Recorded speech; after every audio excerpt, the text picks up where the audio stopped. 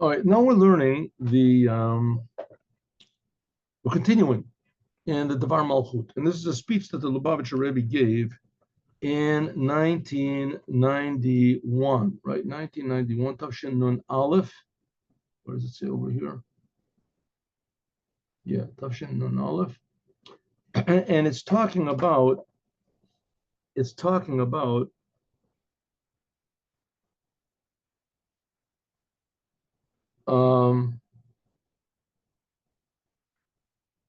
power, strength, power. And Judaism depends on power. Jews have to be strong in their Judaism. Very essential. The world is very intimidating. The world has us outnumbered 100 to 1, 1,000 to 1.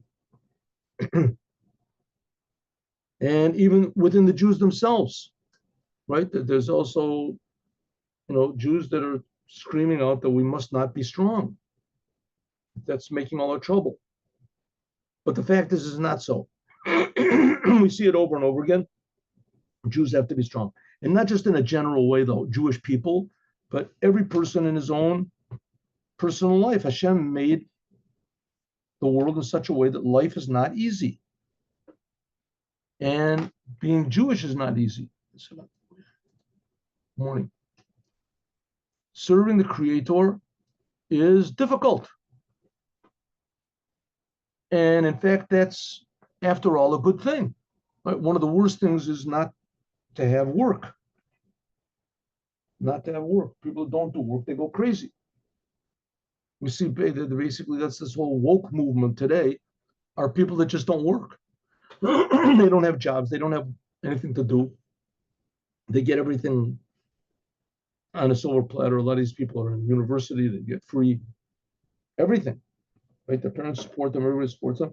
When you don't do, so you become inhuman. You stop becoming human. You stop becoming a human being. And you think that you're God. That's the problem. So we have to be strong and defy some of our natural human traits. And when we do that, then it'll be a lot easier to be a happy Jew. Because the world can make you very depressed, very sad. It makes you, when is a person happy? When he really is who his true identity, when he is himself, herself, happiness. And most of the time, being happy, being your true self means that you follow your conscience, you follow true principles in life. Running after pleasures and the world, that's not your true self. It doesn't make people, maybe temporarily, it makes a person, how do you say, want to call it a certain type of happiness. But it's not true happiness. So true happiness really comes when you're doing something important. That's when maybe the person's not running around smiling and laughing, but that's okay. So we have to be strong. So the Rebbe says there's 3 types of strength, and that's hinted at, which are necessary for Judaism, and that is hinted at by the end of this week's Torah portion that we're reading, and which is the last portion in the book of Numbers. And anytime we Jewish people finish reading one of the books of the Torah, whether it is Genesis or Exodus or Leviticus, whatever, when we finish reading the book, so in synagogue, if they read the last sentence out loud, and everyone yells out, Chazak, Chazak, Vanit Chazek, be strong, and we will be strengthened. So 3 times being strong. So the Rebbe says, really, this is hinting at 3 different types of strength. And the Rebbe goes into this at great length, how this is hinted at in our Torah portion, and exactly the opposite, how only the Torah portion could really explain what this is. But what have we learned up to now? There's 3 types of strength. There's, first of all, a person on his own. Being strong on your own, right? Just being strong who you are. You're a Jew. Then there's another type of strength when you meet up with opposition. when you have to deal with opposition, competition, challenges in life, difficulties in life, right? Or even responsibilities in life, then you have to meet that with a new type of strength. And then there's a third type of strength, which is uniting both. In other words, maintaining your own personal strength that you have, undisturbed by the outside world, and then dealing with the outside world, having strength for that also. And finally, to make peace between both of them, to be able to unify them both, so that you and the world are unified under the same strength, same purpose. So the Rebbe is explaining. Let's get into this a little bit more. Here we go. Yesh lo, see if we can also add on.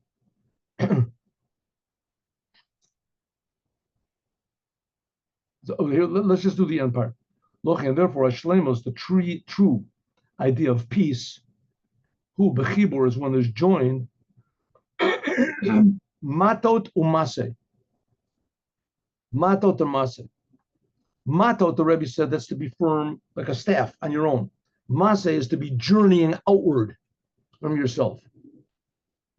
That demands two different types of strength: to be immovable and to be also movable, that you can adapt. But there's a third type. Therefore, the complete idea, the total real idea of what peace, of what power, strength is, when these two are joined together. Matot, which means to be stable and unmovable, and masai means to be energetic and moving. Those two opposites, when they're read together, like this week we read matot masai. Sheyeshnam beit malot. There are the two qualities, power and tokef. Hamshacha or milamaila.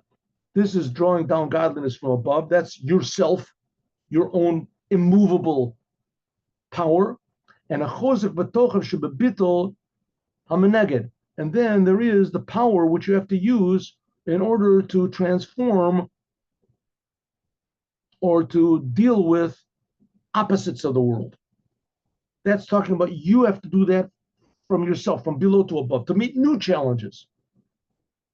The Shneim, both of them together, namely to be immovable because you receive from the infinite God, nothing will move you, or the other way around, to deal with the world, to go out into the world and to deal with challenges and responsibility in the world. Each one has its downside and its upside. The downside of being immovable means exactly that. You're not going out into the world and dealing with things in the world. But the downside of going out into the world is that you lose a little bit of your own connection to God. So the ideal thing is to have both of them together, that you can be in the world and that you can deal with the world. But on the other hand, that you don't lose your connection to God, and therefore the way you are in the world is also firm and unchanging. So that's possible. It's a possible thing. In fact, that's the goal of Judaism, is that every Jew, and from the Jews be an example to the whole world, should be connected and immovable, like a fortress, to God. Like King David said a lot of times, God, you are my fortress, you are my power. On the other hand, the Jew also has to be in the world. He has to be, yes, movable, to get into the world, to be dealing with the world, to conquer the world, to transform the world. But then you lose a little bit of your stability. So the ideal is that you have both together, both the stability which comes only from God, and also the working in the world which comes only from you, together. Okay, how can we have this? Let's see. If we can add on, the matot masev, when these two Torah portions are united, like this week, that indicates this third type of power. Okay, so when does that happen in our reading the Shabbat? Reading the Shabbat. So first of all, we begin by reading the chapter of the Torah, which is called Matot. That begins with the laws of oaths. And then, there's 7 readings on Shabbat, right? The Torah portion each week is divided into 7 sections. So some people in Chabad, we read every day 1 section with Rashi. So on Shabbat, we read 7 people are called up. Each one reads another portion of the section that we're reading. Okay, so first of all, we read Matot. That's divided into 3, and Masa is also divided into 3, but there's 7. So on the 4th Aliyah, the 4th person that's called up, he reads the end of Matot and the beginning of Maseh. That's where they're joined together. Number 4. Shekorim L'Revi, that in the 4th person that gets called up on Shabbat, they read the end of Matot and the beginning of Maseh. Al Yudei Zeh, of this, Nasit Shleimos, there's a completion of Chazak. That's when you can join the two together. That's what we said is a new type of power. Namely, the power hinted at by Matot, that you have stability, not moving. Nothing can move you. And Mas'eh means that you do move. You get into the world and deal with the world. And joining them both together, so you get the advantage of both. Matot means that you're really connected to God. And Maseh means you can take that connection into the world and fix the world up. When does that unity take place? On the 4th, when the 4th person is called up on Shabbat. Okay, now I just want to say one more thing. God cares about the world. And he cares about the world. Namely, what does that mean? That he wants us to fix the world up. He cares the world, but he put the world in our hands. God put the world in our hands. Why God did a thing like that, I don't know. But the fact is that this world is infinitely, infinitely important to God. That's where he gave the Torah. It could be that there's people on Mars. There could be on people in the solar system of Zork and the who knows what another. It could be that there's all these other the solar systems and worlds and nebulae and what are the other things called? Anyway, galaxies. All these things, they all exist. But this world is the center of the whole business. Here is where God gave the Torah. And what we do is very, very important, and it will have an effect, and it does have an effect on all the worlds. That's the basis, that's an axiom that we're talking about over here. God only gave the Torah over here, and the world is very important to God. Okay, so it's very important to God that the world should be, that the Jews should be positive and should be strong. And you can get a message from everything in the world. Everything in the world, you can learn a message from everything. It's possible because God is creating everything, and everything is part of that purpose that the Jews should fix the world up. So, the classic example is the story about Rebbe Akiva. The Rebbe Akiva, he tried to learn Torah, and it didn't work. When he was 40 years old, he decided he wanted to learn Torah. So he learned and he tried and it didn't. I understand. Anyway, so for 40 years he tried, and it just didn't go. It just did 40 years. And he wanted to quit over and over again, but his wife kept pushing him. She believed in him. And so one day he went out, he was all dejected and depressed. And he went out to sit in the forest or something like that, and just to think or to be alone or what. And he saw he heard a sound, tick, tick, tick, tick, tick, tick. And he went and he saw that there was water falling from someplace on a rock, a big granite or something. And that there was a hole in the rock where the water was dripping. The water had made a hole in the rock. Obviously, the water had been falling for a long time. Whatever it is, the water made a hole in the rock. So Rebbe Akiva all of a sudden said, wow, this is a sign from God. If such a soft thing like water can make a hole in such a hard thing as rock just by perseverance, as for sure a powerful thing like the Torah can make a dent in such a soft thing like my mind if I just persevere. And so he did, and he became the greatest, arguably the greatest Torah scholar in the history of Judaism, Rabbi Akiva. So it said, so from the world, we can learn about God and how to serve God. Every detail of the world. How much more so every detail of the Torah. So these two Torah portions are joined in the fourth calling up. So there's a big lesson to us about the number 4. Even though Shemishvat, that the number 3, we said that shows on power, we just finished saying that's a chazaka. And a tokev gam mitzav b'matzav shel menaged, that we're powerful even when there is opposition. Nevertheless, number 3. So number 3, that's the ideal, right? It says no. But because number 4 comes after, no, number 3, because number 3 comes after 1 and 2, which 1 we said was being alone, and 2 means dealing with opposition. So because of that, you can feel in it the number 3, the connection to it. In other words, even though that it joins to the number 1, and the whole thing is to draw from above to below, and you draw into the 2 before it. That's the tachton, the physical world we said before. Nevertheless, the number 3, you can still feel that you've overcome something, that there's an upper and a lower world are joined. And therefore, therefore the true unity of power and assertiveness is, we said before, was number 3, right?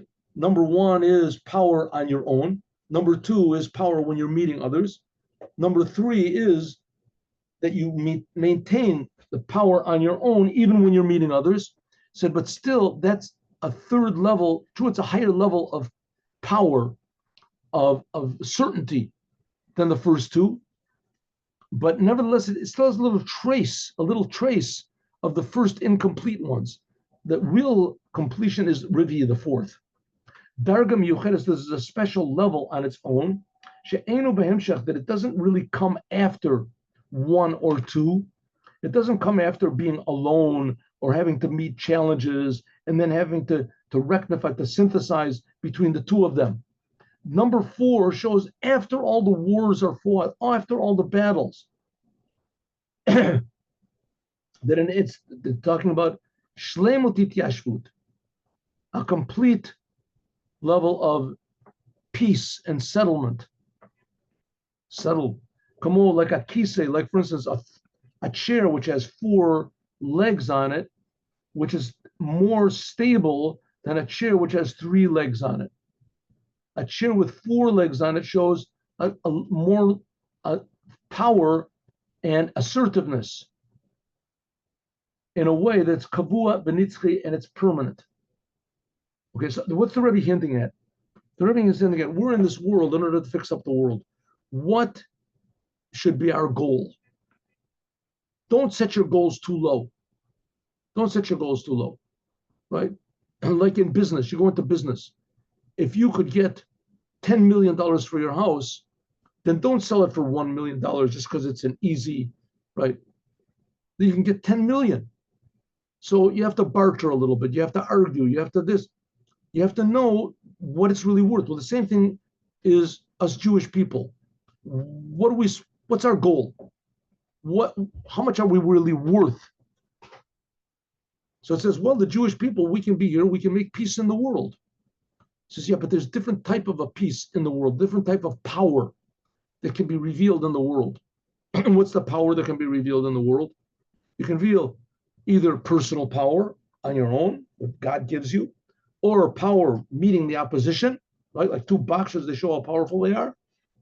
Or there can be a third level, which is uniting all of the opposites together. That's wonderful. It says, but even that number 3, uniting all opposites, it still has a little bit of trace of your the separateness that you had with the number one, and the contention that you had with the number two. Number three, true, it resolved it, but there's still a little bit, a remnant that's left. Lamaila, this is above state or says this is the number with that's the number. I'm sorry, I skipped that, went down. That's the number four. The number four shows that the number three becomes permanent in a calm way. Kavua v'nitzchi. What's that? Some sort of a noise behind me. Okay. Then there's also the number five. That was strange, huh? Some sort of a strange noise. Okay. Then there's the number five. What's the number five? And it says, don't be satisfied even with the number four, which number four means that there's peace and there's strength in a calm way. Says the Rebbe, there's more than that. Don't sell yourself short. On Shabbat, Parshat Matot Maseh, which that's the end of the fourth book of the Torah, we're now beginning the fifth book of the Torah, number five. The number five shows that there's a level of power and peace which is higher than 1, 2, 3, and even 4. Osafi Yasira B'Shana, especially in this year, and at the end of the Rebbe is speaking about 1991, that the end of the fourth book of the Torah is in the month of Av. It's not this year, it's not going to be that way. This year we're finishing the last book of the Torah on, it's last Shabbat of the year, but it's on Kafchet, Menachem Av. Kafchet Tammuz. So it's still 3 days before Menachem Av comes in. Two days before it comes in. So it says, nevertheless, excuse me, that the month of Av is the fifth month. The fifth month, that's the highest level, which is above any sort of limitation, above the whole entire order of creation. Why? Because this is Chamishit Paro. It says that there's 5 levels of the soul. The 4 levels of the soul are relevant to your natural day-to-day life. And the 5th level of the soul, that's what's called self-sacrifice, which is not relevant to day-to-day life at all. That, in a way, is getting the essence of what life is. That's the number 5. So the Rebbe is saying there's 5 levels of power or of peace. Power, in other words, stability.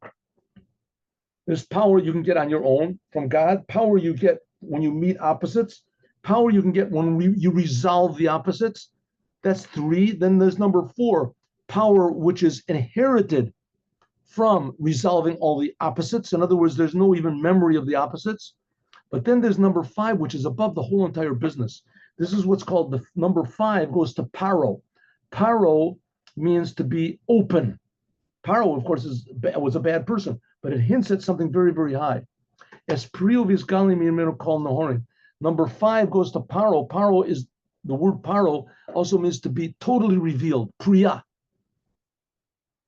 This is really the idea of making peace between all opposites. Tochan Achibra, that's the whole really main point of the joining of these 2 Torah portions, Matot and Maseh, and the chazaka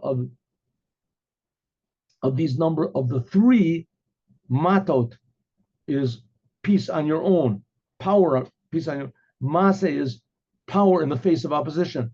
Joining them together is unifying them both. Number 4 is showing the result of after unifying them both. And number 5 is a totally higher level. That's the ultimate level of completion. That's revealing something which is not part of the creation, to reveal the essence of the Creator in the creation. That's number 5. All of this is possible to us. Don't sell yourself short. Don't sell yourself short. I think I told you this a lot of times, but I'll tell you it again.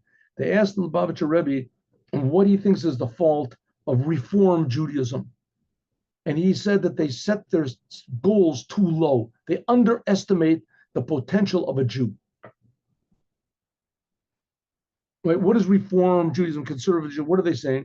You don't have to do all the commandments. You have to get along with the world a little bit. Don't go too crazy. Be normal. Be regular, right? Says the Rebbe, if so, they're good. They got a little bit of it, that they're Jews and they want to be Jews and they want to identify as Jews, and it's a good thing to be a Jew, no doubt about it. But don't sell yourself short. Don't underestimate what you can do. Don't say, okay, that's a Jew, that's enough. It's not enough. Right? Just because, like I say, you have a house that's worth $10 million, so everyone wants to buy it at $1 million, then there's no problem. So life is easy. You sell it for $1 million, but you sold short. You're underestimating your value. You're estimating your potential. The same thing. What the ability of a Jew is to bring the essence of God into the world. That's the Holy Temple. Hey, Alpis, according to this, now we can understand the connection between chazak v'nit chazek that we say at the end of this fourth book of the Torah that we finish on this Shabbat, Parshas Matatz Maseh, to the 3 weeks that we're in, and especially the last 9 days.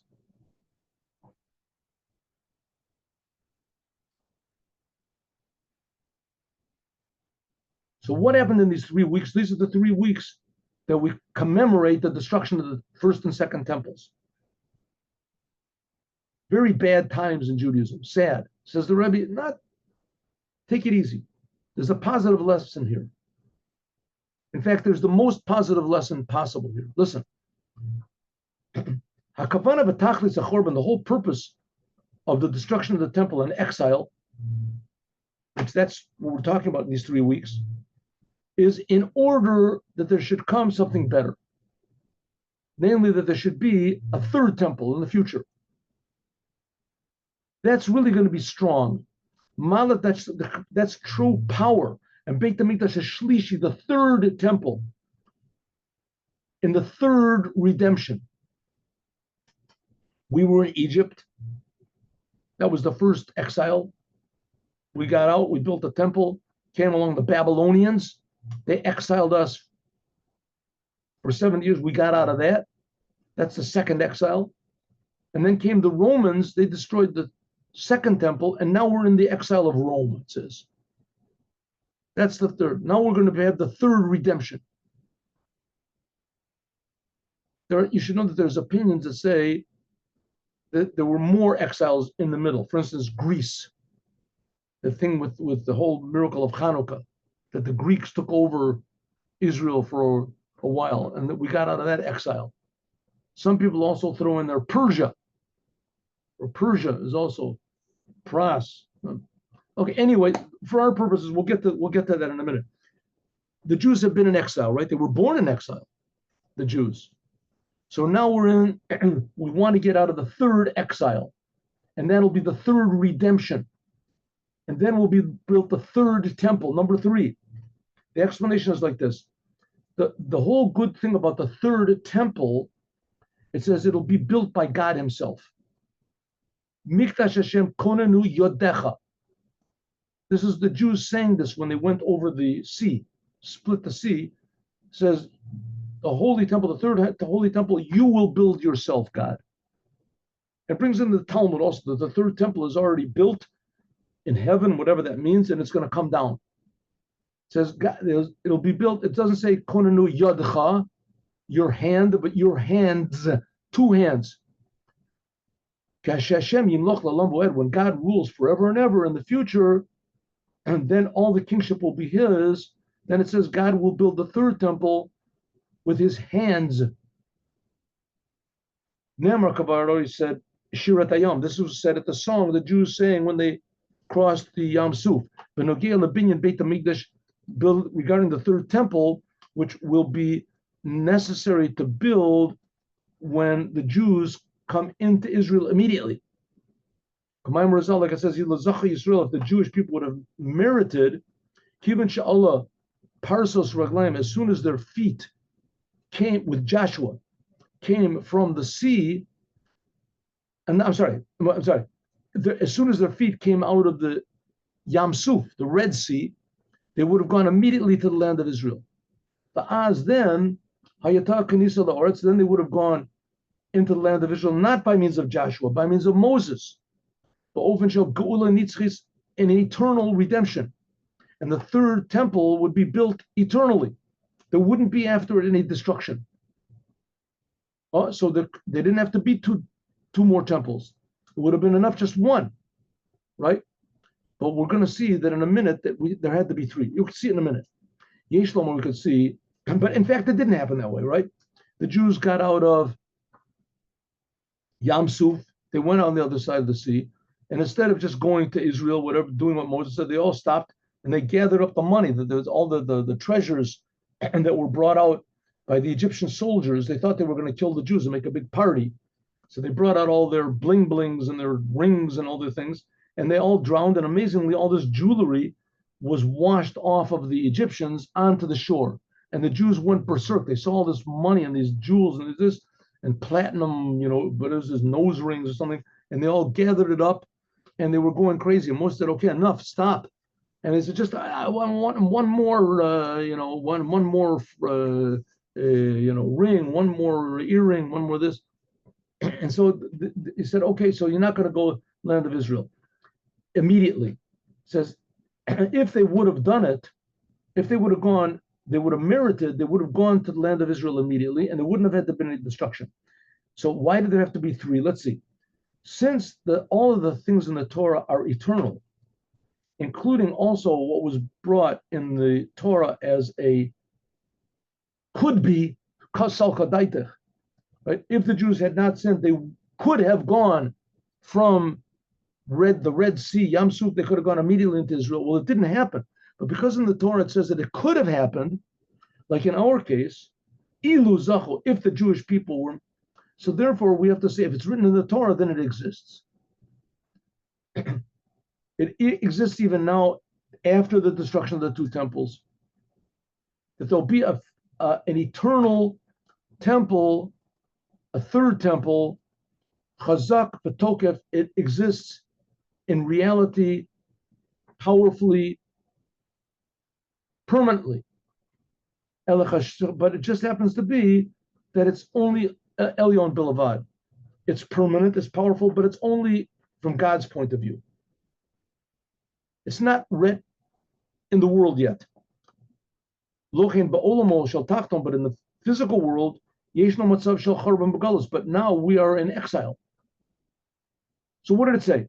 It says in the Midrash that if the Jewish people would have merited, they would have gone into the land of Israel, and immediately the third temple would have come from heaven, and that would have been it. So that didn't happen. But because it says in the Torah, it means that it did happen. Where did it happen? It happened in the upper worlds. It's there in the upper worlds. Down here in the lower world, where the good of the upper worlds is not revealed, so we're in exile. It's like a person that, his parents inherited him like $10 billion, but it's all in the bank. He can't get it out. Can't take it out. When are you going to take it out? At an undisclosed date in the future. So nobody's going to loan him money. Nobody's going to help him. Nobody knows when that date is going to be. Nobody knows if he's going to be alive till then. But the money is there. So is he rich or is he not rich? The same thing with the Jewish people. It says that the third temple is already ready. It says that if the Jewish people did what God wanted, that immediately would come down, they would be built. It didn't come down. Where is it in the bank? It's in the upper worlds. When is it going to come down? Any second now. You've been saying that for 2,000 years. Say something else. Any second now. You're going to see. You're going to see any second now. It says, okay, but meanwhile, we're eating sardines from the garbage, right? We haven't got what to eat spiritually. What are we going to do? Where's the temple? It says, okay, on one hand, are we rich? Yes, of course. We've got billions in the bank. When are we going to get it? Any second now. The Edich, on the other hand, it's not sufficient. Lo maspik achozek batokef b'geula ubinyan beit hamikdash b'tzara tachton bilavad. So we work in this world, but that's not enough. The kivan shatachton, since this physical world is a limited place, so the power is limited. We care about God and we believe in God and we are not giving up, but still, it's not as powerful as if we really saw it. Therefore, we have to join these two opposites. The Beit HaMikdash, how it is in itself, that's like the first strength we said on his own. And then we have meeting the opposite, that's the second, like the second temple, Binyan Beit. And now we have to join them both together. That's going to be the number three. The number three is going to be a third temple that's going to be eternal, physically in the world. And that's the whole idea of the strength of the third temple, as we're going to talk about more, God willing, tomorrow. And now let's learn the, yeah, now let us see Yom Yom.